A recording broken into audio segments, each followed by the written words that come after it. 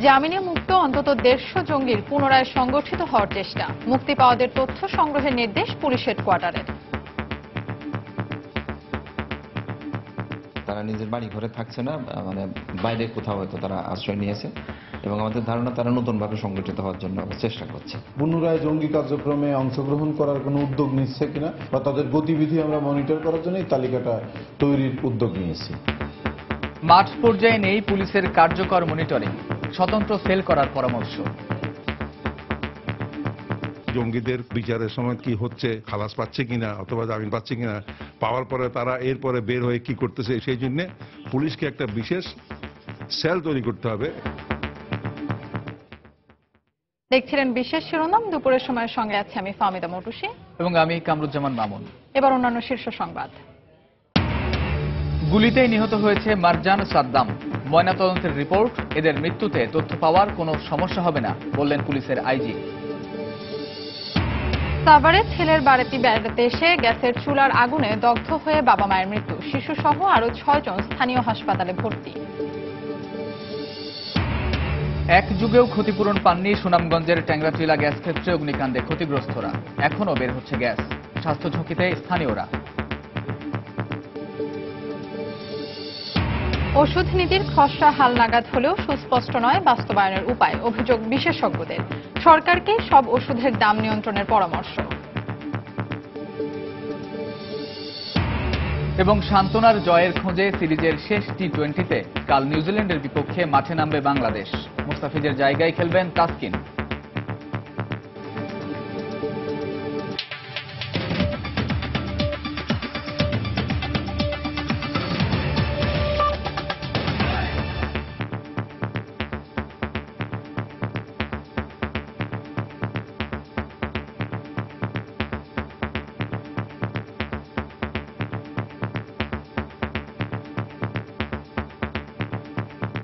সাজা শেষ হওয়ার পাশাপাশি জামিনে মুক্ত অন্তত 150 জঙ্গি পুনরায় জেএমবিকে সংগঠিত করার চেষ্টা করছে, যারা আইন শৃঙ্খলা রক্ষা বাহিনীর তালিকায় পুরনো জেএমবি হিসেবেই চিহ্নিত হচ্ছে।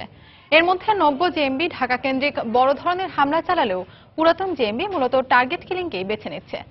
চাঞ্চল্যকরী তথ্য পাওয়ার পর কারাগার থেকে মুক্তি পাওয়া জেএমবি সদস্যদের তথ্য সংগ্রহ করতে নির্দেশ দিয়েছে পুলিশ হেডকোয়ার্টার। কমলদের রিপোর্ট। 2005 সালের 17 আগস্ট দেশের 63টি জেলায় একযোগে বোমা হামলা চালিয়ে অবস্থান জানান দেওয়া নিষিদ্ধ জঙ্গি সংগঠন জামায়াতুল মুজাহিদিন বাংলাদেশ জেএমবির কয়েকজন শীর্ষ নেতার ফাঁসি হয়। পাশাপাশি সক্রিয় সদস্যদের অপরাধ অনুযায়ী 3 থেকে 10 বছরের কারাদণ্ড হয়। এতে কোণঠাসা হয়ে পড়ে তারা। পুলিশের তথ্য অনুযায়ী সাজার মেয়াদ শেষে শতাধিক এবং জামিনে মুক্তি পেয়ে আরো অন্তত 50 জন জেএমবি সদস্য লাপাত্তা হয়ে গেছে। আর তারাই নতুন করে পুরাতন জেএমবিকে সংগঠিত করার চেষ্টা করছে। পুরানো জেএমবি ছিল, তারা কি পরিমাণ জামিনে আছে অথবা সাজা পাওয়ার পরে সাজা ভোগ করে পুনরায় জঙ্গি কার্যক্রমে অংশগ্রহণ করার কোনো উদ্যোগ নিচ্ছে কিনা এই বিষয়টা দেখার জন্যই তাদের কর্মকাণ্ডগুলো আমরা বা তাদের গতিবিধি আমরা মনিটর করার জন্যই তালিকাটা তৈরির উদ্যোগ নিয়েছি।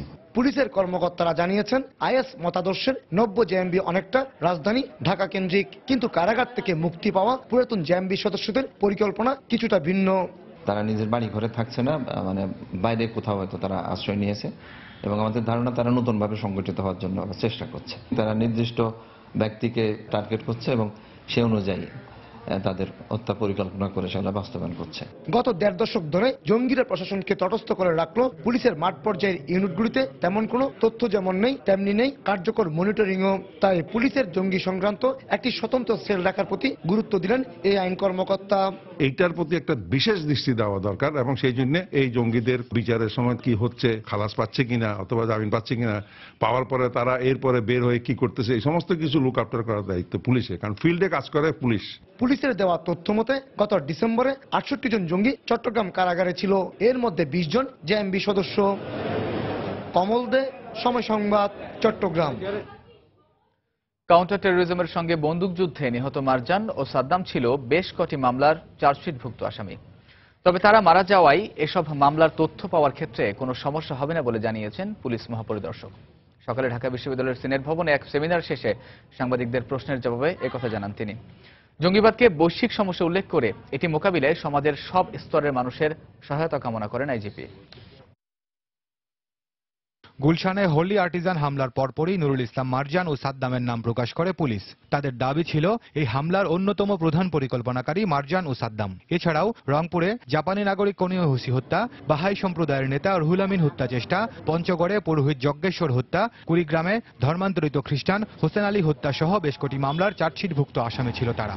এখন এই দুজন বন্দুকযুদ্ধে মারা যাওয়ায় এসব মামলার তথ্য পাওয়ার ক্ষেত্রে কোনো সমস্যা হবে কিনা প্রশ্ন ছিল পুলিশ প্রধানের কাছে। আমাদের কাছে সব ধরনের তথ্যই আছে। ও মানে মারজান এবং সাদ্দাম যা যা ঘটনা ঘটাইছে, যা যা করছে, কিভাবে আসলো, সব পুরো তথ্য আমাদের কাছে আছে। কাজে আমাদের মামলা তদন্তে আর কোনো তথ্য দরকার নেই, আমরা যথেষ্ট তথ্য পেয়েছি। এর আগে ঢাকা বিশ্ববিদ্যালয়ের সিনেট ভবনে অপরাধ বিজ্ঞান বিভাগ আয়োজিত terrorism web of Islamic state শীর্ষক সেমিনারে প্রধান অতিথির বক্তব্যে পুলিশ প্রধান বলেন, জঙ্গিদের জীবিত অবস্থায় ধরতে সর্বাত্মক চেষ্টা করেন তারা, কিন্তু জঙ্গিরা পুলিশকে আক্রমণ করলে, আত্মসমর্পণের আহ্বানে সাড়া না দিলে, এমনকি আত্মঘাতী হওয়ার চেষ্টা করলে ঘটে হতাহতের ঘটনা। জঙ্গিবাদকে বৈশ্বিক সমস্যা উল্লেখ করে এটি মোকাবিলায় সবার সহায়তা ও সচেতনতা প্রত্যাশা করেন তিনি। আমরা জঙ্গিদের অর্থ সরবরাহ বন্ধের চেষ্টা করছি। এজন্য বাংলাদেশ ব্যাংক সহ সংশ্লিষ্টদের অনুরোধ করেছি। অর্থ সরবরাহ বন্ধ করা গেলে জঙ্গিরা অনেকটাই দুর্বল হয়ে পড়বে। এছাড়া গ্রেফতারকৃত জঙ্গিদের উগ্র মতাদর্শ থেকে সরিয়ে আনতে পুনর্বাসন কেন্দ্র করা উচিত। এটি করতে পারলে যারা উগ্র মতাদর্শে বিশ্বাস করে, যারা ভুল পথে গিয়ে জঙ্গি হয়েছে, তাদের সঠিক পথে আনা সম্ভব হবে।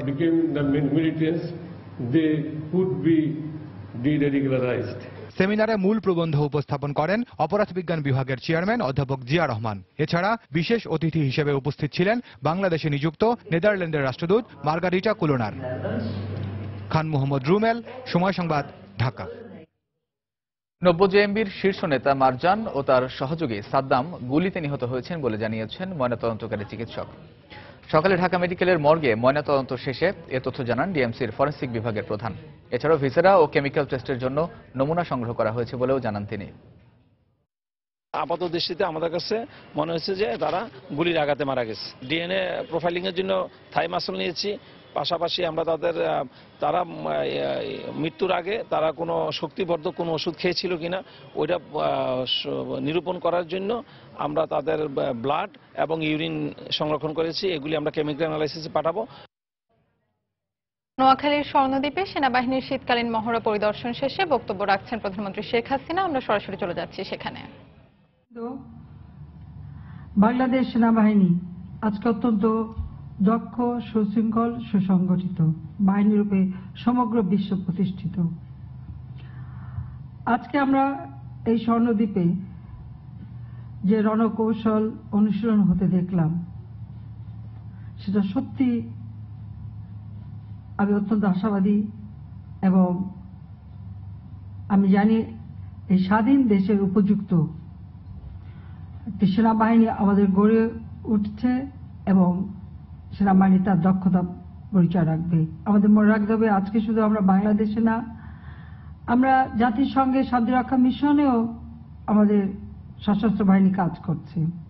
কাজেই যখনই আমরা বিদেশে যাই সেখানেও আমি সবসময় এটাই চেয়েছি যে প্রতিটি সদস্য তাদের দক্ষতা প্রদর্শন করতে পারবে, কারণ বিভিন্ন দেশের সশস্ত্র বাহিনীর সাথে তাল মিলিয়ে সকলকে চলতে হয়। কাজেই এই আন্তর্জাতিক পর্যায়ে একটা সমতার ভিত্তিতে যেন আমাদের সশস্ত্র বাহিনীর প্রতিটি সদস্য তাদের দক্ষতার পরিচয় দিতে পারে, সেটাই আমি সবসময় মনে করি। সেজন্য আমাদের সাধ্যমতো যতটুকু আমরা পারি আমরা সেই ব্যবস্থা আমরা নিয়েছি এবং আজকে এই স্বর্ণদ্বীপে সত্যি একটা স্বর্ণাক্ষর রেখে গেলেন আমাদের সশস্ত্র বাহিনী। সেজন্য আবারও আমি অভিনন্দন জানাই।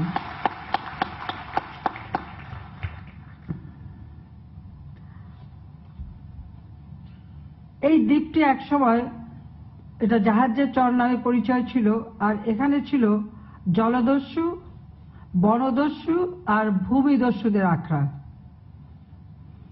সেই দস্যুতার হাত থেকে এই দ্বীপটি বেঁচে গেছে এবং আমি সত্যি খুব আনন্দিত যে মাত্র কয়েক বছর আগে, 3 বছর আগে 2013 সালে এই জায়গার দায়িত্ব আমাদের সেনাবাহিনী নেয় এবং এরপর থেকে এই অতি অল্প সময়ের মধ্যে এখানে যে পরিবর্তন এসেছে সেটা সত্যি প্রশংসনীয়। 2টি সাইক্লোন শেল্টার হয়েছে, একটি কন্টেইনার বেস ক্যাম্প তৈরি হয়েছে, আরো 3টি সাইক্লোন শেল্টার অতি দ্রুত হবে। আর এই দ্বীপে যারা বসবাসকারীদেরকে সংরক্ষণ করার কার্যক্রম ইতিমধ্যে সম্পন্ন হয়েছে এবং এখানে ফসলের চাষ হচ্ছে, রবি শস্য হচ্ছে। কাজে এই যে উৎপাদনটা হচ্ছে এটাও আমাদের জন্য একটা আশার বাণী নিয়ে এসছে। এখানে আমাদের নারকেল বাগান করা হয়েছে, চরের ক্ষয়প্রবণ ভূমি ধরে রাখার জন্য বিভিন্ন ধরনের ম্যানগ্রোভ তৈরি করা, যেমন কেওড়া বন সহ অন্যান্য ম্যানগ্রোভ তৈরি করা হচ্ছে। আর নানা ধরনের গবাদি পশু বা হাঁস মুরগি চাষ, যেখানে মহিষ, গরু, ভেড়া ইত্যাদি পালন শুরু হয়েছে। কাজে আমি মনে করি এই এলাকার এই যে জীববৈচিত্র্য গড়ে উঠবে। আর তাছাড়া এটা ঠিক আমাদের দেশে সাইক্লোন হয়, জলোচ্ছ্বাস হয়। এই জলোচ্ছ্বাস সাইক্লোন থেকে এই জীবজন্তুকে রক্ষার জন্য মুজিব কেল্লা অর্থাৎ মাটির ঢিপি করে এদের যে কোনো দুর্যোগের সময় এরা যেন শেল্টার নিতে পারে, সেই মুজিব কেল্লাও এখানে গড়ে উঠছে। মুজিব কেল্লা আমি একটু বলতে চাই, 1970 সালে আমাদের দেশে যে সাইক্লোন হয় এরপরে সেখানে প্রায় 10 লক্ষ মানুষ মারা গিয়েছিল। এরপর স্বাধীনতার পরপরই জাতির পিতা উদ্যোগ নেন, একদিকে সাইক্লোন শেল্টার, অপরদিকে এই যে মাটির ঢিপি করে যে গবাদি পশুগুলিকে রক্ষা করা বা গবাদি পশু বনজ পশু সব, এটা কিন্তু জাতির পিতা বঙ্গবন্ধু শেখ মুজিবুর রহমান শুরু করেন বলে স্থানীয় লোকেরা, এটা কেউ নাম দেয়নি, স্থানীয় লোকেরাই কিন্তু এই জায়গাগুলির নাম দিয়েছিল মুজিব কেল্লা। সেই মুজিব কেল্লা হিসেবে এগুলি পরিচিত। কারণ সেবার মুজিব কেল্লাও এখানে নির্মাণাধীন। আমি সত্যি খুব আনন্দিত যে অতি অল্প সময়ের মধ্যে এই এলাকার যথেষ্ট উন্নতি করেছে। বিশেষ করে আমাদের সেনাবাহিনীর 33 পদাতিক ডিভিশন, কুমিল্লা এরিয়ার সকল অফিসার, জেসি ও অন্যান্য পদবী সৈন্যদের, যারা সকল পরিবার পরিজন সবাইকে ছেড়ে দিয়ে এই নির্জন দ্বীপে এসে দিনের পর দিন একটা প্রতিকূল পরিবেশে থেকেও এই দ্বীপের সমস্ত উন্নয়নটা যে করা হয়েছে, যার ফলে আজকে দ্বীপটা সত্যি মানে স্বর্ণদ্বীপে পরিণত হয়েছে। সেজন্য আবার আমি আন্তরিক ধন্যবাদ জানাই এবং আমি এটুকু বলবো যে আমরা দেশকে উন্নত করতে চাই এবং এই উন্নয়নের সর্বক্ষেত্রেই লাগবে সেটাই আমরা চাই। আর বাংলাদেশকেও আমরা এগিয়ে নিয়ে যেতে চাই। যে সেনাবাহিনীর শীতকালীন মহড়া পরিদর্শন শেষে নোয়াখালীর স্বর্ণদ্বীপে বক্তব্য রাখছিলেন প্রধানমন্ত্রী শেখ হাসিনা। আমরা তখন সরাসরি ছিলাম সেখানে।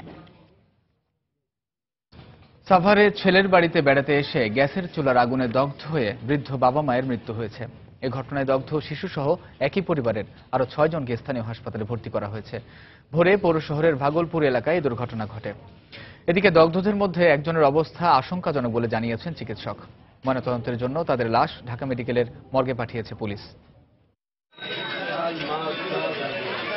শনিবার ভোরে ভাগলপুর এলাকার বাসিন্দা তাজুল ইসলামের বাড়িতে বিস্ফোরণের বিকট শব্দ শুনতে পান স্থানীয়রা।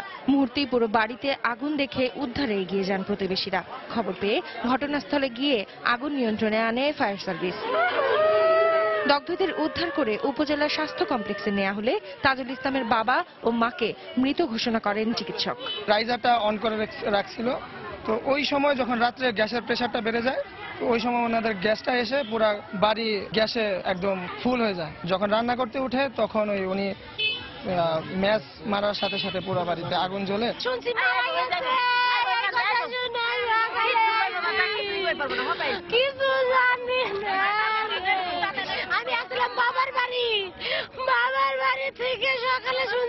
গ্যাসে দগ্ধ হয়ে দুটার মৃত অবস্থায় আমাদের এখানে আসে। একজনের বয়স 48, মহিলা রোগী খায়রুন্নেসা, আর একজন হচ্ছে রওশন আলী।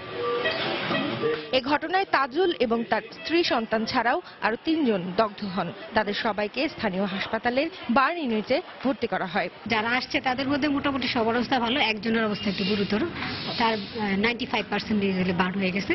ওই পেশেন্ট আমাদের আইসিইউতে এখন আছে। মৃত রওশন আলী ও খায়রুন্নেসা সম্প্রতি ছেলের বাড়িতে বেড়াতে এসেছিলেন বলে জানিয়েছেন স্বজনরা। সময় সংবাদ, সাভার। সাভারে আগুনের ঘটনায় দগ্ধ শিশুসহ একই পরিবারের আরো 6 জনকে এনাম মেডিকেল কলেজ হাসপাতালে নেওয়া হয়েছে। সেখানে রয়েছেন সহকর্মী শাহরিয়ার দ্বীপ। বিস্তারিত জানতে যোগ দিচ্ছি তার সঙ্গে। দ্বীপ, দর্শক, আপনারা ঠিক যেমনটি শুনছিলেন যে সাভারের একটি বাসায় কিন্তু ভয়াবহ একটি অগ্নিকাণ্ডের ঘটনা ঘটেছে। এই ঘটনায় কিন্তু স্বামী স্ত্রী সহ পরিবারের 2 সদস্য কিন্তু ঘটনাস্থলে নিহত হয়েছে। সেখানে পরিবারের পক্ষ থেকে আমাদেরকে যেটি জানানো হয়েছে যে আসলে এই ঘটনাটি ঘটে হচ্ছে ঠিক ভোর রাতের দিকে 3টা থেকে 4টার দিকে। তখন যে বাসার যে মহিলা নারী সদস্য ছিলেন তিনি আসলে সকালের নাস্তা তৈরি করার জন্য আগুনের ম্যাচ দিয়ে আগুন ধরার চেষ্টা করলে কিন্তু সেই আগুনটি বিস্ফোরিত হয়ে পুরো বাড়িতে ছড়িয়ে যায়। সাথে সাথে কিছুক্ষণের মধ্যে কিন্তু তার স্বামী এগিয়ে আসে তার স্ত্রীকে বাঁচানোর জন্য। সেই সময় কিন্তু স্বামী স্ত্রী দুজনেই কিন্তু আগুনে পড়ে ঘটনাস্থলেই মারা যায়। এরপরে যখন আগুনটি পুরো বাড়িতে ছড়িয়ে পড়ে সেই সময় কিন্তু আরো 6 জন এই আগুনে দগ্ধ হয়। এর মধ্যে সর্বশেষ যে তথ্যটি আমি আপনাদেরকে জানাতে পারি যে এখানে যে 6 জনকে আসলে আহত অবস্থায় এনাম মেডিকেল কলেজ হাসপাতালে নিয়ে আসা হয়েছিল। এর মধ্যে 2 জনের অবস্থা গুরুতর, তাদেরকে ইতিমধ্যে ঢাকা পাঠানো হয়েছে এবং যেই মরদেহ 2টি রয়েছিল এনাম মেডিকেল কলেজে কিছুক্ষণ আগে সেই মরদেহ 2টিও কিন্তু ঢাকা মেডিকেল কলেজের মর্গে পাঠানো হয়েছে। এখন এখানে আসলে 4 জন গুরুতর অগ্নিদগ্ধ অবস্থায় এখানে আহতরা এই এনাম মেডিকেল কলেজ হাসপাতালে চিকিৎসা দেওয়া হচ্ছে। এর মধ্যে একজনের অবস্থা আশঙ্কাজনক, যতটুকু আমরা জানতে পেরেছি তাকে হয়তো অল্প কিছুক্ষণের মধ্যেই এই ঢাকাতে নিয়ে যাওয়া হবে উন্নত চিকিৎসার জন্য। আর আরেকটু জানিয়ে রাখতে চাই যে এখানে আসলে একটি পরিবারে আসলে সবগুলি সদস্য এই অবস্থার কারণে পরিবারের অন্যান্য যে বাকি সদস্যরা রয়েছেন তারা কিন্তু অনেকটা ভেঙে পড়েছেন এবং আমরা দেখতে পারি যে আসলে তারা এই যে হাসপাতালের বারান্দায় বসে তাদের অনেক আহাজারি চলছে। তো আরেকটু আপনাদেরকে জানিয়ে রাখতে চাই যে অল্প কিছুক্ষণের মধ্যে হয়তো বা এনাম মেডিকেল কলেজ চিকিৎসকের সাথে আমরা কথা বলতে পারবো। সেই কথা বলার পরে আসলে আমরা বলতে পারবো যে যে রোগীগুলি আহত অবস্থায় রয়েছে বা যাদেরকে ঢাকা পাঠানো হয়েছে তাদের অবস্থা কি। তবে এখানকার পরিবারের সদস্যরা যতটুকু জানিয়েছেন যে প্রত্যেকের অবস্থাই গুরুতর এবং এখানে যারা আহত অবস্থায় রয়েছেন তাদের অবস্থা খুব একটা ভালো নয়। তারা এখন আসলে কেউই ওইভাবে কথা বলতে পারছেন না। এখানে তাদেরকে প্রাথমিক চিকিৎসা দিয়ে এখন আইসিইউতে রাখা হয়েছে, তাদেরকে পর্যবেক্ষণ করা হচ্ছে যে তাদের আসলে কি অবস্থায় হচ্ছে। তো আসলে দর্শক, এই ছিল এখানকার মোটামুটি সর্বশেষ অবস্থা। তো পরের সংবাদে হয়তো আমরা বলতে পারবো যে আহত যে 6 জন রয়েছে 6 জনের সর্বশেষ অবস্থাটা কি। দর্শক, সাভারে আগুনের ঘটনায় দগ্ধ শিশুসহ একই পরিবারের আরো 6 জনকে এনাম মেডিকেল কলেজ হাসপাতালে নেওয়া হয়েছে এবং সেখান থেকে বিস্তারিত জানাচ্ছিলেন সহকর্মী শাহরিয়ার দ্বীপ। দুপুরের সময় আরো থাকছে। হত্যার 6 বছরেও ন্যায় বিচার পাননি কুড়িগ্রামের ফেলানীর পরিবার। ভারতের সুপ্রিম কোর্টে 16 মাসেও হয়নি রিট আবেদনের শুনানি। এবং বিশ্ব ইজতেমার প্রথম পর্বের প্রস্তুতি পুরোদমে চলছে তুরাগ তীরে। ইজতেমার আগেই কাজ শেষ করার আশা, নেওয়া হয়েছে বিশেষ নিরাপত্তা ব্যবস্থা।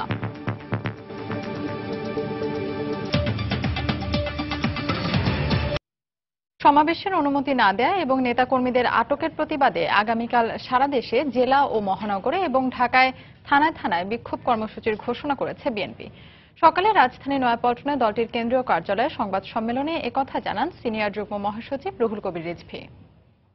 কালো মিছিল এবং কালো ব্যাজ ধারণ করতে গিয়ে বিভিন্ন জেলা এবং মহানগরে পুলিশ এবং আওয়ামী সশস্ত্র ক্যাডাররা যেভাবে লেলিয়ে দেওয়া হয়েছে এবং লেলিয়ে দিতে গিয়ে যেভাবে আমাদের নেতাকর্মীরা আহত হয়েছেন, নিপীড়িত হয়েছেন, নির্যাতিত হয়েছেন, এগুলোর প্রতিবাদে আগামীকাল সারা বাংলাদেশে বাংলাদেশ জাতীয়তাবাদী দলের উদ্যোগে জেলা সদর এবং মহানগরে বিক্ষোভ কর্মসূচি পালিত হবে। দীর্ঘ 11 বছর পর ওষুধ নীতির খসড়া হালনাগাদ হলেও তা বাস্তবায়নের উপায় সুস্পষ্ট নয় বলে অভিযোগ করেছেন ওষুধ বিশেষজ্ঞরা। এই নীতি বাস্তবায়নে সবার আগে অবকাঠামো ও জনবল দিয়ে ওষুধ প্রশাসনকে শক্তিশালী করার আহ্বান তাদের। একই সঙ্গে তারা মনে করেন বছর বছর মূল্যায়ন নয়, বরং সরকারকেই সব ওষুধের দাম নিয়ন্ত্রণের পরামর্শ তাদের। মুজাহিদ শুভর রিপোর্ট। ওষুধ শিল্পের প্রসার ও নিয়ন্ত্রণে 16 সালের 19 ডিসেম্বর নতুন জাতীয় ওষুধ নীতির খসড়া অনুমোদন দেয় মন্ত্রিসভা। নীতিমালায় কার্যকর ও মানসম্পন্ন ওষুধের কাঁচামাল উৎপাদন, নিবন্ধন, সহজলভ্যতা, যৌক্তিক মূল্য নির্ধারণ সহ নানা বিষয় উঠে আসে।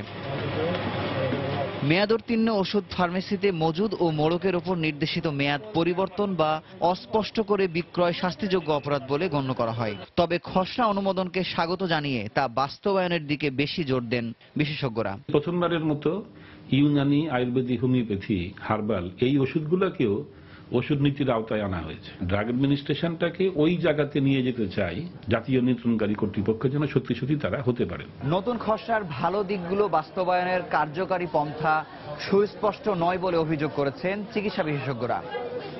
বছর বছর নয়, বরং প্রতি বছর সরকারকে ওষুধের দাম কঠোরভাবে নিয়ন্ত্রণের পরামর্শ তাদের।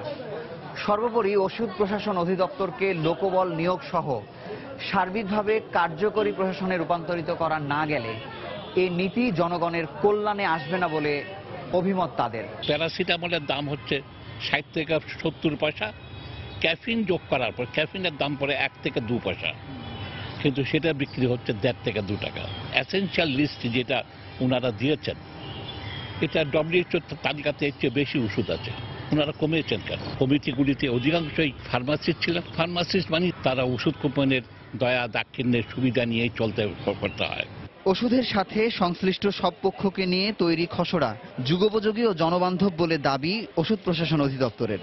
দামটাকে আমরা মনিটর করার জন্য আমরা একটা অ্যাপও তৈরি করেছি। এই অ্যাপের মাধ্যমে মানুষ ওভার প্রাইসিং হলে এটা কমপ্লেন করতে পারবে, ফেক কাউন্টারফেট মেডিসিন হলে এটা সে কমপ্লেন করতে পারবে।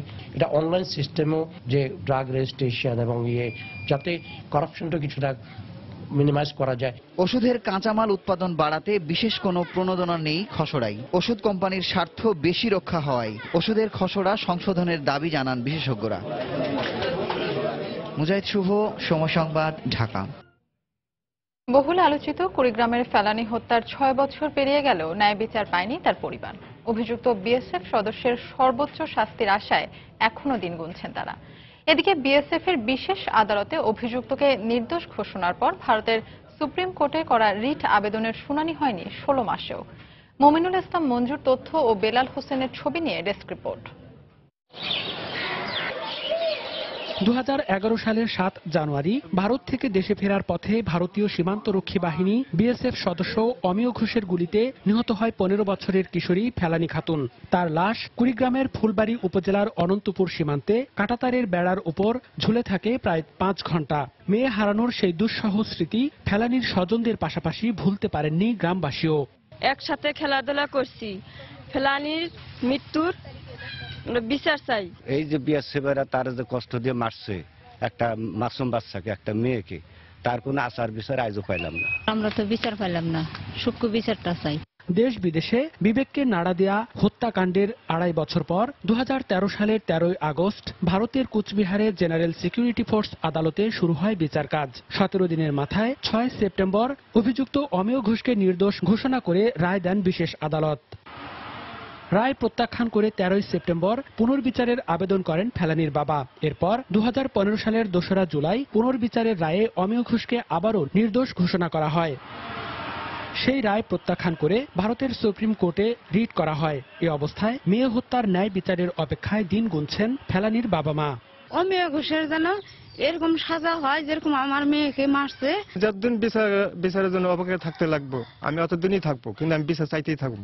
তবে আগের রায় সঠিক না হলেও এবার ন্যায় বিচার পাওয়ার ব্যাপারে আশাবাদী জেলার পাবলিক প্রসিকিউটর। আমরা আশা করি ভারতীয় উচ্চ আদালত, যার পরে আর কোনো আদালত নেই, এই আদালত ন্যায় বিচার নিশ্চিত করবেন, কারণ আত্মস্বীকৃত খুনি কোনোভাবেই পরিত্রাণ পেতে পারে না।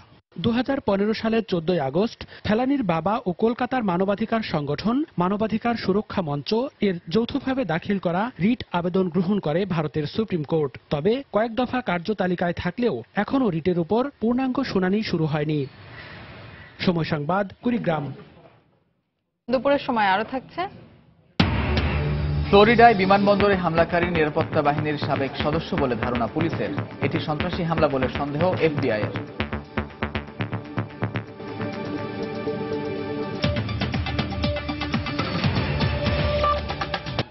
পটুয়াখালীর কুয়াকাটায় নোয়া বাহিনীর প্রধান সহ 12 জন আত্মসমর্পণ করেছে। বেলা 12টায় রাখাইন মার্কেটে স্বরাষ্ট্রমন্ত্রীর কাছে অস্ত্র জমা দিয়ে আনুষ্ঠানিকভাবে তারা আত্মসমর্পণ করে। এ সময় র্যাবের মহাপরিচালক বেনজির আহমেদ ও বরিশাল বিভাগের DIG উপস্থিত ছিলেন। জলদস্যুরা 25টি আগ্নেয়াস্ত্র এবং 1105 রাউন্ড গুলি জমা দেয়। দীর্ঘদিন ধরে সুন্দরবনের বিভিন্ন নদী ও খালে নোয়া বাহিনীর সদস্যরা জেলেদের অপহরণ করে মুক্তিপণ আদায় করে আসছিল। নৌবাহিনী সহ এ পর্যন্ত 8টি জলদস্যু বাহিনীর 72 জন সদস্য প্রশাসনের কাছে আত্মসমর্পণ করেছে। আত্মসমর্পণকারী এসব জলদস্যুদের আইনি সহায়তা দেওয়ার আশ্বাস দিয়েছে সরকার।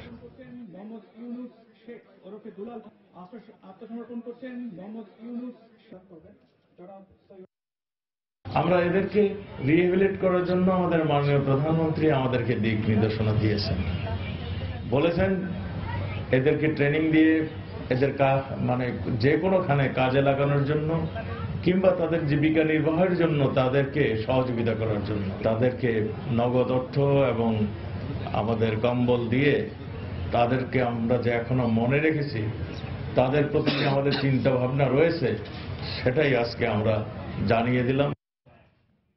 2016 সালে বাংলাদেশ একটি সফল বছর পার করলেও কিছু কিছু খাতে বিগত সময়ের উন্নয়নের ধারাবাহিকতা ধরে রাখতে পারেনি বলে মনে করছে বেসরকারি গবেষণা প্রতিষ্ঠান সিপিডি। সকালে রাজধানীর মহাখালীর ব্রাকিন সেন্টারে 2016 এর অর্থনৈতিক পর্যালোচনা বিষয়ক এক সংবাদ সম্মেলনে এসব তথ্য তুলে ধরে সংস্থাটি। এই মুহূর্তে বাংলাদেশ এই বছর একটা খুবই তুলনামূলকভাবে একটি সফল অর্থবছর পার করে এসেছে এবং অন্য যে কোনো সময়ের চেয়ে শক্তির জায়গাগুলো সঙ্গত হয়েছে, কিন্তু আবার যেটা আমরা বলেছি তার প্রথাগত শক্তির জায়গায় কোনো কোনো জায়গাতে দুর্বলতা দেখা দিচ্ছে। প্রথাগত শক্তির জায়গাগুলো কোথায় ছিল? তার রেমিটেন্স ছিল, তার রপ্তানি ছিল, এই সমস্ত জায়গায় দুর্বলতা। এবং তৃতীয় যে জায়গাতে আজকে আমরা জোর দিয়ে বলতে চাচ্ছি, কৃষির ক্ষেত্রেও দুর্বলতা দেখা দিয়েছে। রাজধানীর গুলশানে ডিএনসিসি মার্কেটের আগুন থেকে রেহাই পাওয়া অংশে দ্বিতীয় দিনের মতো দোকান খুলেছেন ব্যবসায়ীরা। এদিকে ধ্বংসস্তূপের অংশবিশেষ ও আবর্জনা সরিয়ে ফেলার কাজও দ্বিতীয় দিনের মতো চালাচ্ছে ফায়ার সার্ভিস। তবে আগুন লাগার 4 দিন পেরিয়ে গেলেও এখনও ধসে পড়া অংশ থেকে বের হচ্ছে ধোঁয়া। থেমে থেমে ধ্বংসস্তূপের ভেতরে পানি নিক্ষেপ করে তা নিয়ন্ত্রণের চেষ্টা করছে ফায়ার সার্ভিস। এদিকে সকালে মার্কেট পরিদর্শনে এসে ঢাকা উত্তর সিটি কর্পোরেশনের মেয়র আনিসুল হক জানিয়েছেন, ধসে পড়া অংশ যত দ্রুত সম্ভব অপসারণ করা হবে। সোমবার গভীর রাতে আগুন লাগে গুলশানের ডিএনসিসি মার্কেটে, পুড়ে যায় কোটি কোটি টাকার মালামাল। ভয়াবহ আগুনে মার্কেটের কাঁচা বাজার অংশটি ধসে পড়লেও রক্ষা পেয়েছে পাকা মার্কেটের অংশ।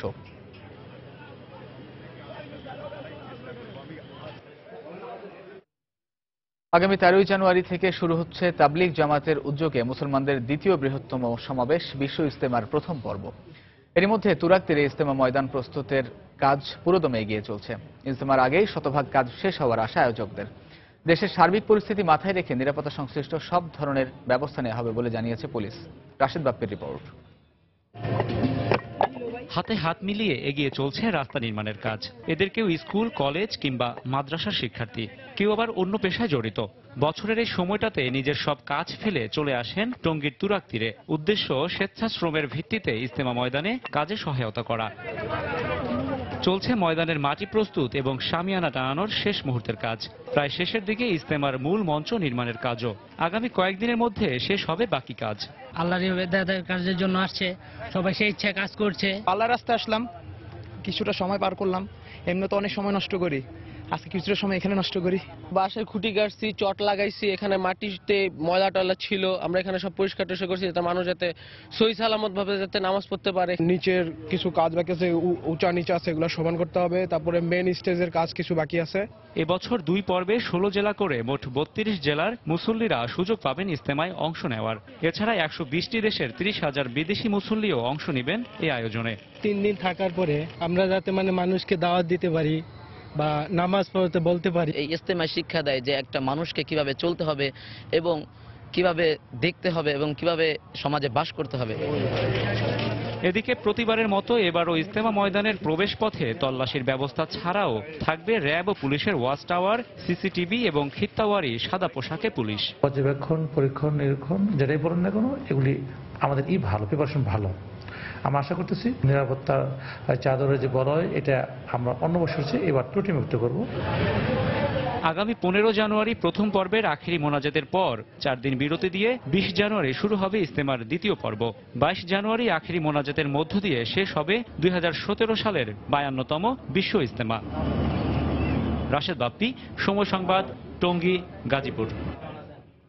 সাপ্তাহিক ছুটির দিন হয় সকাল থেকে ঢাকা আন্তর্জাতিক বাণিজ্য মেলায় রয়েছে ক্রেতা সমাগম। মেলার খবর জানাতে এই মুহূর্তে সেখানে আছেন সহকর্মী হাজেরা শিউলি। বিস্তারিত জানতে সরাসরি চলে যাচ্ছি তার কাছে।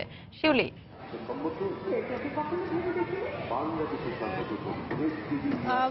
বেলা বাড়ার সাথে সাথে মেলায় কিন্তু ক্রেতা দর্শনার্থীর সমাগম বেশ বেড়েছে এবং আপনারা জানেন যে আজকে মেলা 7ম দিন চলছে। তাই শুরুর দিকে যেমনটা মেলা কিছুটা অগোছালো ভাব ছিল এবং অনেক স্টলে উপস্থিত ছিল, এখন আর সেটা নেই। এবং এবার মোট 580টির মতো স্টল এবার মেলায় তাদের পণ্য নিয়ে এখানে হাজির হয়েছে। এবং আপনারা জানেন যে প্রত্যেকবারই মেলাকে কেন্দ্র করে বিভিন্ন প্রতিষ্ঠান এবং দেশি বিদেশি বিভিন্ন ব্র্যান্ডিং যে কোম্পানিগুলো থাকে থাকে, তাদের লক্ষ্য থাকে যে তাদের নতুন পণ্যগুলো এই মেলায় তারা নিয়ে আসেন যাতে ক্রেতাদের কাছে পরিচিত করানোর জন্য। এবং এবার কিন্তু মেলা শুরু থেকে বেশ ছাড় দেওয়া হচ্ছে, বিভিন্ন ধরনের প্যাকেজ এবং অফার ঘোষণা করা হচ্ছে। তাই ক্রেতারাও এই দেশের বিভিন্ন প্রান্ত থেকে দর্শনার্থী এবং ক্রেতারা এই মেলায় আসেন, যেহেতু একই ছাদের নিচে তারা সব ধরনের পণ্যই তারা এখানে দেখে শুনে কিনতে পারেন এবং যেহেতু বেশ ডিসকাউন্টই থাকে। তো এখন কিন্তু দুপুরবেলাও আমরা দেখতে পাচ্ছি যে মেলায় বেশ ক্রেতার সমাগম রয়েছে এবং সবাই কিন্তু ঘুরছেন এখানে বিভিন্ন স্টলগুলোতে, তাদের পছন্দের পণ্যটি তারা খুঁজছেন এবং পছন্দ হলে তারা কিনছেন এবং সবাই কিছু না কিছু তারা পণ্য কিনছেন এবং প্রত্যেকটা স্টলই দেখা গেছে যে সাধ্যমতো তাদের পণ্যগুলো ক্রেতাদের কাছে তারা উপস্থাপনের চেষ্টা করছেন। এবং এবার প্রায় বাংলাদেশ সহ 21টির মতো দেশ এই মেলায় অংশ নিয়েছে এবং ফরেন প্যাভিলিয়ন আছে প্রায় 48টির মতো। তো ফরেন প্যাভিলিয়নগুলোতে আমরা যেটা দেখতে পেয়েছি যে বিদেশি পণ্যের পাশাপাশিও কিন্তু দেশি পণ্যও সেখানে রয়েছে। তো সেক্ষেত্রে ক্রেতাদের কিছুটা অভিযোগ যে বিদেশি স্টলে এসেও তারা দেশি পণ্য তারা দেখতে পাচ্ছেন। এর বাইরে কিন্তু মোটামুটি মেলায় তারা বেশ স্বাচ্ছন্দ্যের সাথে ঘুরে বেড়াচ্ছেন এবং খাবারের স্টলগুলো তো বেশ ভিড় দেখা গেছে। এছাড়া ফার্নিচার, গৃহস্থালী পণ্য, ইলেকট্রনিক্স পণ্য থেকে শুরু করে দৈনন্দিন যেসব পণ্য তারা ঘর সাজানোর জন্য লাগে, শোপিস থেকে শুরু করে ঘর সাজানোর বিভিন্ন ধরনের পণ্য, এছাড়া ইলেকট্রনিক্স পণ্যের মধ্যে যেমন ফ্রিজ, টেলিভিশন, ওয়াশিং মেশিন এবং অনেক ক্রেতা কিন্তু টার্গেট নিয়ে এসেছেন যে তারা এই পণ্যটি কিনবেন এবং তারা সেগুলো ঘুরে দেখছেন যে কোথায় কি ধরনের ছাড় আছে। এবং এই মেলায় যেটা দেখা যাচ্ছে যে সাউন্ড সিস্টেমে এবং প্রতিনিয়তই কিন্তু কোন প্যাভিলিয়নে কি ধরনের পণ্য আছে এবং সেগুলোতে কি ধরনের ডিসকাউন্ট আছে সেগুলো তারা ঘোষণা দেওয়া হচ্ছে। তো ক্রেতারা যার যার মতো করে ঘুরছেন তারা। এছাড়া এই মেলায় কিন্তু বিনোদনের ব্যবস্থা আছে, শিশুদের জন্য ই পার্কেরও 2টি শিশু পার্কের ব্যবস্থা আছে। সেখানেও যেহেতু এখন বছরের শুরুতে স্কুলগুলোতে পড়াশোনার চাপ কম, তাই অভিভাবকরা তাদের সন্তানদেরকে নিয়ে ঘুরে এসেছেন এখানে যেন তার সন্তানরা কিছুটা আনন্দমুখর সময় কাটাতে পারে। এছাড়া স্কুলের শিক্ষার্থীরাও দল বেঁধে বন্ধু বান্ধব নিয়ে ঘুরতে এসেছে। তো বলা যায় মেলা মোটামুটি এই সময় আজকে ছুটির দিন হয় বেশ জমজমাট। এই ছিল ফাহমিদা আমার কাছে এখনকার মতো বাণিজ্য মেলা থেকে সর্বশেষ। দর্শক, জমজমাট হয়ে উঠেছে ঢাকা আন্তর্জাতিক বাণিজ্য মেলা। মেলা প্রাঙ্গণ থেকে সেখানকার সবশেষ অবস্থা জানাচ্ছিলেন সহকর্মী হাজেরা শিউরি। দেশের বাইরের খবর। যুক্তরাষ্ট্রের ফ্লোরিডার ফোর্ট লডারডেল হলিউড বিমানবন্দরে বন্দুকধারীর গুলিতে 5 জন নিহতের ঘটনায় হামলাকারীর বিষয়ে তদন্ত করছে পুলিশ। ঘটনাস্থল থেকে আটক ওই হামলাকারী যুক্তরাষ্ট্রের নিরাপত্তা বাহিনীর সাবেক সদস্য এবং 1 বছর ইরাকে ছিলেন বলে জানা গেছে। তবে এটি সন্ত্রাসী হামলা হতে পারে বলেও ধারণা করছে এফবিআই। ফ্লোরিডার সিনেটর বিল নেলসন হামলাকারীর নাম এস্তেবান সান্টিয়াগো এবং আলাস্কার বাসিন্দা বলে উল্লেখ করলেও পুলিশের পক্ষ থেকে তা নিশ্চিত করা হয়নি। স্থানীয় সময় শুক্রবার দুপুরে ফ্লোরিডার ফোর্ট লডারডেল বিমানবন্দরের 2 নম্বর টার্মিনালে লাগেজ খালাসের এলাকায় এই হামলা চালানো হয়। অজ্ঞাত এক বন্দুকধারীর এলোপাতাড়ি গুলিতে বেশ কয়েকজন যাত্রী হতাহত হন। আকস্মিক এই হামলায় আতঙ্কিত হয়ে ছুটতে থাকেন যাত্রীরা। খবর পেয়ে ঘটনাস্থলে পুলিশের 12টি গাড়ি ও বেশ কয়েকটি অ্যাম্বুলেন্স হাজির হয়। আহতদের হাসপাতালে নেওয়া হয়েছে। আমরা সবাই 2 নম্বর টার্মিনালে অবস্থান করছিলাম। হঠাৎ বন্দুকধারী প্রকাশ্যে এলোপাথারি গুলি ছুটতে শুরু করে। বন্দুকধারী একাই এই হামলা চালিয়েছে বলে গণমাধ্যমে জানানো হয়। তবে হামলার কারণ সম্পর্কে নিশ্চিতভাবে কিছু জানা যায়নি। পরে তাকে আটক করে পুলিশ। ইতোমধ্যে হামলাকারীর ছবি ও হামলার ফুটেজ প্রকাশ করেছে বার্তা সংস্থা রয়টার্স। লাগেজে বহন করা বন্দুক দিয়ে অতর্কিত গুলি চালায় সে। অন্তত 13 জনের গায়ে গুলি লাগে। পরে বন্দুকধারী অক্ষত অবস্থায় আত্মসমর্পণ করে। আমরা তার বিষয়ে তদন্ত করছি। হামলার পর থেকে বিমান চলাচল বন্ধ রয়েছে। এই ঘটনায় বিমানবন্দরে থমথমে অবস্থা বিরাজ করছে। সতর্কতা জারির পাশাপাশি নিরাপদ স্থানে সরিয়ে নেওয়া হয়েছে যাত্রীদের। পুলিশ ঘটনার তদন্তে নেমেছে। ফ্লোরিডার মানুষ এ ধরনের সন্ত্রাসবাদে বিশ্বাসী নয়। হামলাকারী মানসিক ভারসাম্যহীন নাকি কোনো সন্ত্রাসী গোষ্ঠীর সঙ্গে জড়িত তা অধিকতর তদন্তের পরই জানা যাবে। অপরাধীদের অবশ্যই বিচারের মুখোমুখি হতে হবে। হতাহতদের প্রতি সমবেদনা জানাচ্ছি আমি। ঘটনার সময় বিমানবন্দরে শতাধিক যাত্রী অবস্থান করছিলেন। আফরিন জেরিন, সময় সংবাদ। রুশ প্রেসিডেন্ট ভ্লাদিমির পুতিন যুক্তরাষ্ট্রের নির্বাচনে পরোক্ষভাবে ট্রাম্পকে সহযোগিতা করতে চেয়েছিলেন বলে মার্কিন গোয়েন্দা সংস্থা প্রতিবেদনে বলা হয়েছে। প্রকাশিত এক প্রতিবেদনে বলা হয়, ট্রাম্পকে সহায়তার জন্য নির্বাচনে হস্তক্ষেপ করতে সংশ্লিষ্টদের নির্দেশ দিয়েছিলেন পুতিন। প্রকাশিত প্রতিবেদনে হ্যাকিংয়ের সঙ্গে জড়িত 4 রুশ গোয়েন্দাকে শনাক্ত করার কথাও বলা হয়েছে। এ প্রতিবেদনের অভিযোগের বিষয়ে রাশিয়ার পক্ষ থেকে কোনো মন্তব্য পাওয়া না গেলেও মার্কিন নির্বাচনে হস্তক্ষেপের অভিযোগ বরাবরই অস্বীকার করেছে মস্কো। ডেমোক্র্যাট দলের শীর্ষ নেতৃত্বের ইমেইলের তথ্য চুরি ও তা প্রকাশে উইকিলিক্সকে ব্যবহার করা হয়েছে বলেও 25 পৃষ্ঠার প্রতিবেদনে উল্লেখ করা হয়েছে। এছাড়া ট্রাম্পের পক্ষে বিভিন্ন ভুয়া খবর সামাজিক যোগাযোগ মাধ্যমে ব্যাপকভাবে ছড়িয়ে দিতেও রাশিয়ার ভূমিকার কথা বলা হয়েছে। নবনির্বাচিত মার্কিন প্রেসিডেন্ট ডোনাল্ড ট্রাম্প রাশিয়ার বিরুদ্ধে হ্যাকিংয়ের অভিযোগের পক্ষে তথ্য প্রমাণ দাবি করেছেন।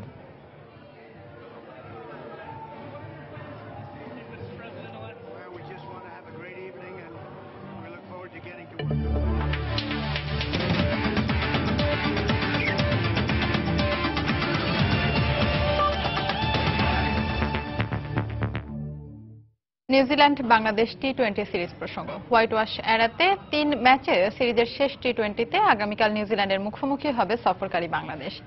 নিজেদের অভিজ্ঞতার সবটুকু দিয়ে খেলতে প্রস্তুত টাইগাররা, এমনটাই জানিয়েছেন ওপেনার তামিম ইকবাল। ভুলের পরিমাণ কমালে এ ম্যাচে জয় পাওয়া অসম্ভব নয় বলেই মনে করেন তিনি। নিউজিল্যান্ডের বে ওভালে বাংলাদেশ সময় ম্যাচটি শুরু হবে সকাল 8টায়। মোস্তাফিজুল হক আকাশের ক্যামেরায় নিউজিল্যান্ড থেকে আরো জানাচ্ছেন হুমায়ুন কবির রোজ। এর আগে বেশ কয়েকবার বাংলাদেশ ক্রিকেট দল নিউজিল্যান্ড সফর করেছে। তথ্য ঘেঁটে জানা যায়, ওয়ানডে আর টি-20তে এবারে সিরিজের মতো জয়ের সম্ভাবনা জাগেনি কখনোই। কিউইদের মাটিতেও অতীতের ফলাফল ছিল খুব হতাশাজনক, কিন্তু এবার জয়ের প্রবল সম্ভাবনাগুলোই এখন বড় প্রেরণা টাইগারদের জন্য। এই চান্সগুলোকে যদি আমরা আরেকটু বেশিক্ষণ যদি ধরে রাখতে পারি, তাহলে আমার কাছে মনে হয় আমরা ম্যাচ জিতাও শুরু করব। অতীতে তো জয় আসেনি নিউজিল্যান্ডের মাটিতে, এবার হয়েও হচ্ছে না। টাইগার সমর্থকেরা তাই দারুণ হতাশ। সবাইকে ধৈর্য ধরার কথা বললেন এই ড্যাশিং ওপেনার। সবকিছুর একটা টাইম থাকে, সবকিছুর একটা সময় থাকে। আমার কাছে মনে হয় সবারই ধৈর্য ধরা উচিত। আমরা প্লেয়ারদের তরফ থেকে কমিটমেন্ট বলেন, এই বলেন, আমাদের 1% কম নাই। আমরা পুরোপুরি ভাবে চেষ্টা করতেছি। তবে হ্যাঁ, তামিম এও বলছেন, নিউজিল্যান্ডে আসার পর এখনো জয় না পেলেও তা অসম্ভব কিছু নয়। কিন্তু ওয়ানডের পর টি-20 সিরিজ হারের পর আর কি বা পাবার আছে বাংলাদেশের? এমন প্রশ্নে তামিম জানালেন, একটি জয়ই পাল্টে দিতে পারে পুরো দলের চেহারা। এই কন্ডিশনে এসে যে কোনো ফরম্যাটে যদি আপনি একটা ম্যাচ জিতেন, ওটা আপনাকে যে পরিমাণ কনফিডেন্স বিল্ড আপ দিবে, ওটা হয়তো বা অন্য কোথাও আপনি পাবেন না। সো আমাদের এটাই চেষ্টা থাকবে, একটা ম্যাচ নতুন খেলা আবার শুরু থেকেই হবে। চেষ্টা থাকবে যে ওরকম কোনো সিচুয়েশন যদি আসে, এরকম কোনো যদি অপরচুনিটি আসে, আমাদের অপরচুনিটিটা ক্যাশ ইন করার। বাংলাদেশ একাদশে আসছে একটি পরিবর্তন। মুস্তাফিজকে বিশ্রামে দিয়ে আবারও একাদশে ফিরছেন স্পিড স্টার তাসকিন আহমেদ। ঐচ্ছিক অনুশীলনে বাংলাদেশের বেশ কয়েকজন ক্রিকেটার আসলেও অনুশীলন করেননি নিউজিল্যান্ডের ক্রিকেটাররা। নিউজিল্যান্ডে আসার পর থেকে জয়ের খোঁজে হন্য হয়ে থাকা বাংলাদেশ বারবার ঘুরে দাঁড়ানোর কথা বললেও ওই বারবারই পিছিয়ে পড়েছে। এবারও ঠিক একই কথা ঘুরে দাঁড়াতে চায় বাংলাদেশ। পারবে কি টাইগাররা, নাকি আরও একটি হোয়াইট ওয়াশের তিক্ত অভিজ্ঞতা নিতে হবে মাশরাফির দলকে? মাঙ্গানুইর বে ওভাল থেকে হুমায়ুন কবির রোজ, সময় সংবাদ, নিউজিল্যান্ড। নিউজিল্যান্ডের বিপক্ষে শেষ টি-20তে মোস্তাফিজের জায়গায় বাংলাদেশের সেরা একাদশে খেলবেন তাসকিন আহমেদ। সময় সংবাদকে এমনটাই জানিয়েছেন বাংলাদেশ ক্রিকেট বোর্ডের প্রধান নির্বাচক মিনহাজুল আবেদিন নান্নু। পাশাপাশি কন্ডিশনের প্রতিকূলতা কাটিয়ে টাইগাররা এই ম্যাচে ভালো খেলবে বলেই বিশ্বাস করেন তিনি। আগামীকালের টিমে একটা চেঞ্জ আছে, তো মুস্তাফিজকে ফিজিও সাজেস্ট করেছে যে রেস্টের জন্য। ও রেস্টে গেলে তাসকিন খেলবে। প্লেয়াররা যত চেষ্টা করছে যে ইউজ টু হওয়ার জন্য, যেহেতু ওডিআই এবং টি-20 শেষ হয়েছে, আর টেস্টটা আমাদের জন্য একটা বড় চ্যালেঞ্জ, এবং আমরা চাই যে আমরা একটা বেটার ক্রিকেট খেলি এখানে। এফএ কাপের খবর। ওয়েস্ট হ্যামের বিপক্ষে জয় পেয়েছে জায়ান্ট ম্যানচেস্টার সিটি। শুক্রবার রাতে হ্যামারদের 5-0 গোলে বিধ্বস্ত করেছে সিটিজেনরা। ওয়েস্ট হ্যামের মাঠ লন্ডন স্টেডিয়ামে যেন চাপা উত্তেজনা নিয়ে মাঠে নেমেছিল অতিথি ম্যানচেস্টার সিটি। ইংলিশ প্রিমিয়ার লিগে মসৃণ পথটাকে কিছুটা পিচ্ছিল বানিয়ে ফেলায় যেন ভেতরে ভেতরে ফুঁসছিল গার্দিওলা বাহিনী। ম্যাচের 33 মিনিট থেকেই গোল উৎসবের সূচনা করে গার্দিওলার শিষ্যরা। পেনাল্টি থেকে ইয়াইয়া তোরের করা গোলে ম্যাচের প্রথম লিড আনে সিটিজেনরা। ম্যানচেস্টার সিটির লিডটা হয় দ্বিগুণ।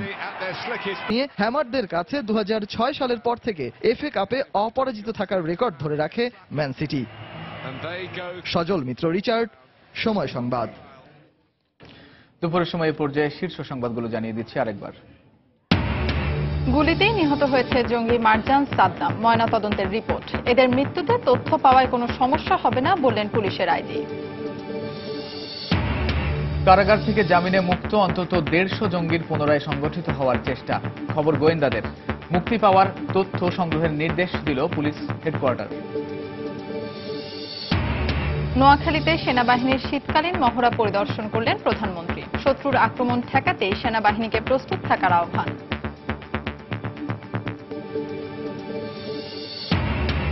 সাভারে ছেলের বাড়িতে বেড়াতে এসে গ্যাসের চুলার আগুনে দগ্ধ হয়ে বাবা মায়ের মৃত্যু। শিশুসহ আরো 6 জন স্থানীয় হাসপাতালে ভর্তি।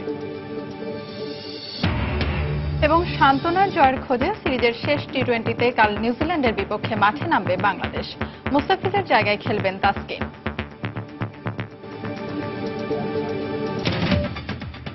এই ছিল দুপুরের সময়। যে কোনো খবর পেতে ভিজিট করুন সময় নিউজ.টিভি আর সঙ্গে থাকুন সময়।